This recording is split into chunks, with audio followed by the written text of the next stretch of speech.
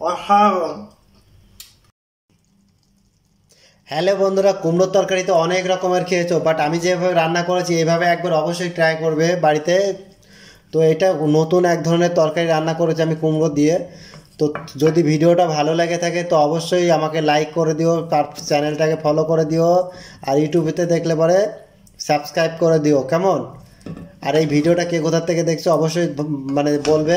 দেখো বন্ধুরা, কত সুন্দর মনে হচ্ছে রুটিতে খেলে না, একদম গরম গরম রুটি আর গরম গরম এরকম ধরনের তরকারি হয় তো কেমন লাগতে পারে, তাই না? এরকম সুস্বাদু খাবার আমার চ্যানেলে পেতে গেলে আমাকে ফলো করে রাখতে হবে। চলো ভিডিওতে যাচ্ছি কিভাবে আমি বানিয়েছি তরকারিটা। এখানে কুমড়ো নিয়েছি, কুমড়োটা আমি সুন্দর করে কেটে নিয়েছি। কাটার স্টাইলটা তোমরা যে যেমন করে কাটতে পারো, সেটা কোনো ব্যাপার না। তো আমি কুমড়োটাকে অল্প তেল দিয়ে আমি ভেজে নিয়েছি। তারপরে যে নিয়েছি আলুটাও ছোটো ছোটো করে কেটে ভেজে নিয়েছি। তারপর দিলাম এখানে তেলটা একটু বেশি দেবে, 1/4 কাপ আমি তেল দিয়েছি। তারপর দিয়েছি একটা তেজপাতা দিয়েছি, আর দিয়েছি পাঁচফোড়ন দিয়েছি, আর হচ্ছে লাল লঙ্কা দিয়েছি।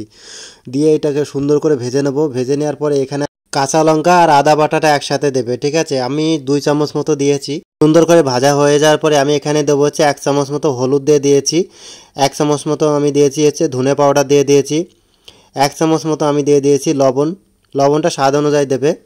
তারপরে দেবো হচ্ছে লাল লঙ্কার গুঁড়া দিয়ে দিয়েছি আমি এখানে, আর দিয়ে দিয়েছি হচ্ছে গরম মশলা দিয়ে দিয়েছি, 1/2 চামচ গরম মশলা দিয়েছি আমি। তারপরে আমি দিয়ে দিয়েছি দুটো টমেটো কেটে নিয়েছিলাম সুন্দর করে, টমেটোর ভাগটা একটু বেশি রাখবে।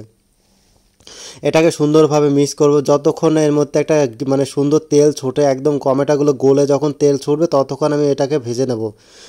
তারপরে দেবো হচ্ছে আমি জিরা পাউডার অবশ্যই দেবো। তারপর যে আগের থেকে যে আলু ভাজা রেখেছিলাম আলুটা দিয়ে দিয়েছি, আলুটা দিয়ে কিছুক্ষণ ঢাকা দিয়ে ভাজবে তোমরা, ঠিক আছে? তারপরে হচ্ছে কুমড়োটাকে দিয়ে দেবো এর মধ্যেই।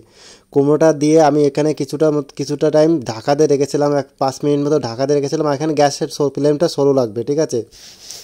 দেখতে পাচ্ছ আমি কীভাবে মিক্স করছি, তোমরাও ঠিক এইভাবে মিক্স করে নেবে। আর খেতে অসাধারণ টেস্ট হয় এই তরকারিটা, জানো তো? আর এই ভিডিওটা কোথার থেকে দেখছো অবশ্যই জানাবে আমাকে। এখানে হচ্ছে আমি কভার করে রেখে দেবো, 5-7 মিনিট মতো কভার করে রেখে দিয়েছি। এখানে 1/2 কাপ জল ব্যবহার করেছি, ঠিক আছে? তোমরা যদি মনে করো পাতলা খাবে পাতলা খেতে পারো, আমি তো পাতলা খাবো না, আমি রুটির সাথে খাবো, তার জন্য আমি এইভাবে বানিয়েছিলাম। তো দেখো আমি সুন্দরভাবে মিক্স করে নিয়েছি। দেখো আবার তরকারিটা অলমোস্ট রেডি হয়ে গেছে। আমার ভিডিওটা ভালো লাগলে লাইক কমেন্ট করে দিও। Thank you.